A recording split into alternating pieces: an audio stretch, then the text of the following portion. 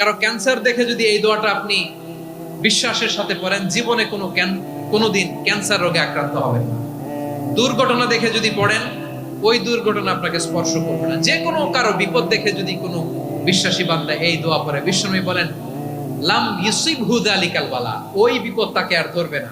উফিয়া মিনহু মিন যালিকাল বালা কাইনাম মা কান, সে যতদিন হায়াত পাবে কোনোদিন ওই বিপদ তাকে স্পর্শ করবে না। এই দোয়াটা পড়তে রাজি আছেন?